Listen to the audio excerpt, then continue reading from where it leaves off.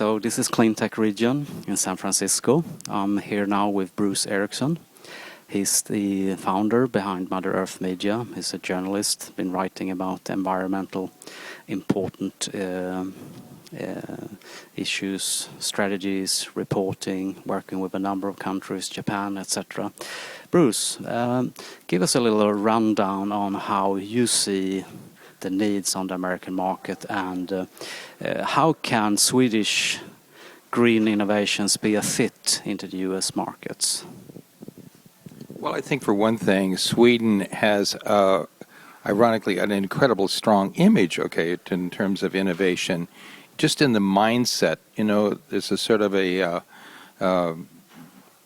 case that's been built by Sweden over many years, and when you say Sweden, people look up to it in terms of kind of the Silicon Valley of sustainability. That's a common remark I hear. And what I see is that there's a growing awareness in the United States, but there's also a reluctance at times to make steps and forward. And when they see examples of what has been done in Sweden, it really builds a strong case as we can do that too. But we need help. And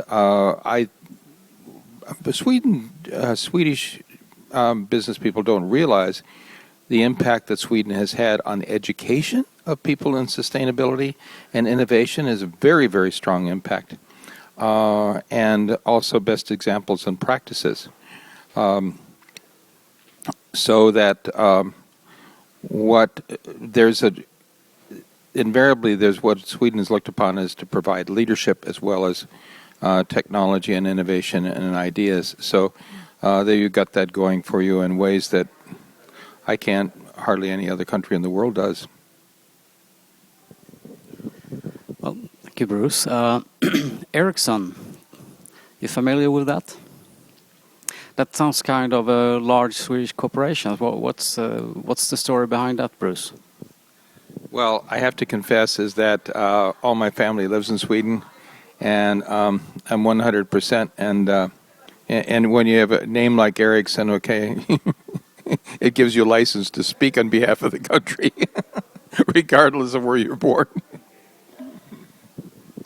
Okay, so you're working now with reports with Japan, and what's coming up for you in the area? Are you doing more work with Japan? Yes, I am. Japan is unique problems. You got 127 million people there. They import 60% of their food. There's very little natural resources. They're faced with so many challenges and things such as Fukushima, which is the world is well known for, that to maintain a degree of self-sufficiency and also adaptation to renewable resources, solar energy,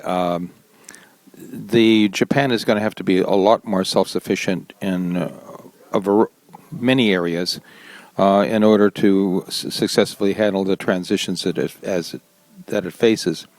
And I'm part of a group and connected with a foundation in Japan where we've been looking at all the issues strategically, everything from rise of sea level to energy generation to how do you organize and initiate civic action at all levels of society to create greater awareness and adaptations for sustainability and regeneration.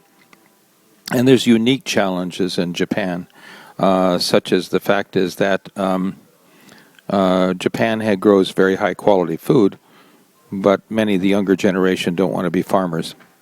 So you've got sociological and cultural issues that are a factor in that one has to consider in issues of sustainability.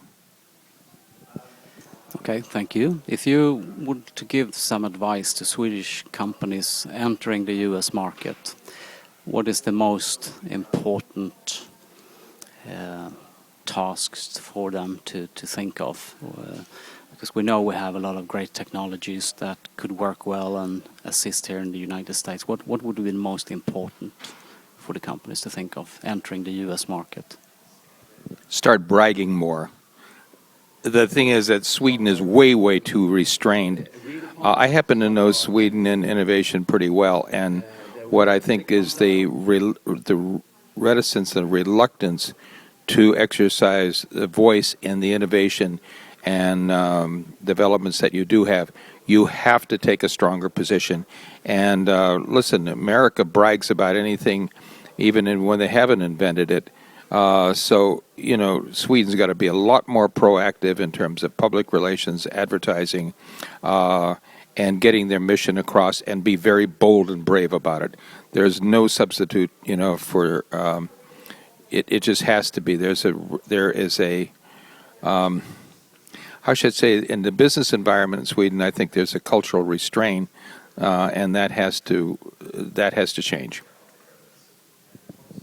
Thank you, Bruce. You've been following the Green Solutions magazine as well from the beginning. Give us a little bit of feedback of your view of. I mean, you followed that from the beginning. What do you think about the Green Solutions from Sweden magazine? Well, when I showed Green Solution magazine to Americans and in business who let's say have any degree of connection with sustainability, it's humbling, okay, because we have no publication like that in the United States. And they go, oh my God. And the reaction, how should I say, has been extremely strong. Because there's many bold ideas and innovations that are being presented there that we just don't see here. And it's a very powerful vehicle. And